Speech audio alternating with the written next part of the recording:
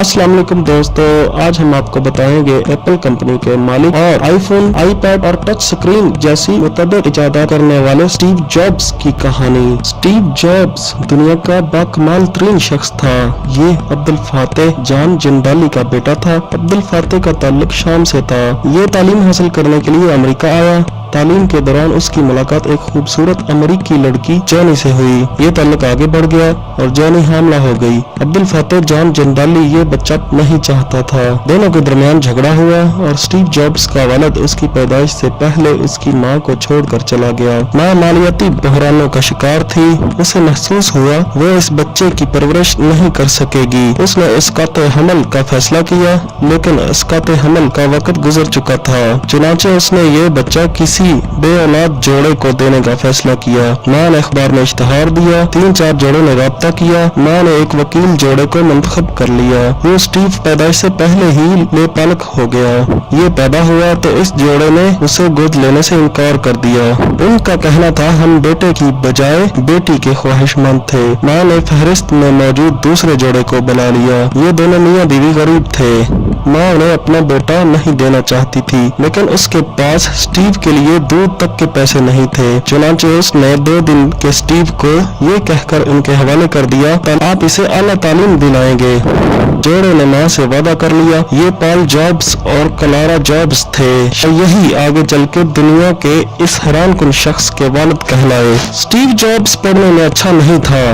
ये बैकबेंचर था। उसका पढ़ाई में दिल नहीं लगता था, लेकिन उसके वालिदैन उसे पढ़ाते चले गए, यहाँ तक कि ये कॉलेज पहुँच गया। कॉलेज में उसने कैलीग्राफी में दाखिला ले लिया। ये एक फजील मजमून था और उसका कोई मुस्तकबिल नहीं था, लेकिन स्टीव जॉब्स ये मजमून पढ़ता चला गया। उसे खुद मालूम नहीं था ये इस मजमून को क्यों पढ़ रहा है। इस दौरान ये खाने के लिए कोका कोला की खाली बोतलें जमा करता, कबाड़िए की दुकान पर फरोख्त करता और इस कमाई से खाना खाता। ये हफ्ते के एक दिन हिंदुओं के मंदिर से भी मुफ्त खाना खाता था। स्टीव जॉब्स ने बरसों बाद स्टैनफोर्ड यूनिवर्सिटी में तालिब इल्मों से खिताब करते हुए इंकशाफ किया, मैं अगर कैलीग्राफी न पढ़ता तो मैं शायद कभी मैक कंप्यूटर इजाद न करता। मुझे कैलीग्राफी ने एडिटिंग के इस सिस्टम की तरगीब दी थी। ये कॉलेज में नालायकी और अदम तवज्जो की वजह से निकाल दिया गया। स्टीव जॉब्स इसके बाद नौकरी के लिए मारा मारा फिरता रहा। इस दौरान उसने वीडियो गेम्स भी बनाई और कंप्यूटर फर्म्स में इंतहाई निचले दर्जे के काम भी किए। 1974 में स्टीव जॉब्स ने स्टीव नाइक और रोनाल्ड वैनिक के साथ मिलकर एप्पल कंपनी की बुनियाद रखी और यूं दुनिया में वो तीसरा एप्पल आ गया जिसने पूरी दुनिया की शक्ल बदल दी। दुनिया का पहला एप्पल हजरत आदम अलैहिस्सलाम का वो सेब था जो वो हजरत हवा के चक्कर में खा गए और उसके बाद जन्नत से जमीन पर फेंक दिए गए। दूसरा एप्पल वो था जो न्यूटन के सर पर गिरा और उसे कशिश शकल का वो असूल दे गया जो बाद हजार जहाजों से लेकर मस्नूई सैयारों तक की बुनियाद बना। और तीसरा एप्पल स्टीव जॉब्स का एप्पल था जिसने पूरी दुनिया का कल्चर तब्दील कर दिया। आज दुनिया बटनों से टच स्क्रीन पर शिफ्ट हो रही है और चंद बरसों बाद दुनिया की 90% मशीनें टच सिस्टम पर शिफ्ट हो जाएंगी। आपकी गाड़ी उंगली के टच से चलेगी। तमाम दरवाजे खिड़कियां टच से खुलेंगे। आप टच से टेलीविजन ऑन और ऑफ करेंगे। आपको एटीएम मशीन में कार्ड नहीं डालना पड़ेगा। आप मशीन पर जाएंगे, स्क्रीन पर उंगली रखेंगे और आपका अकाउंट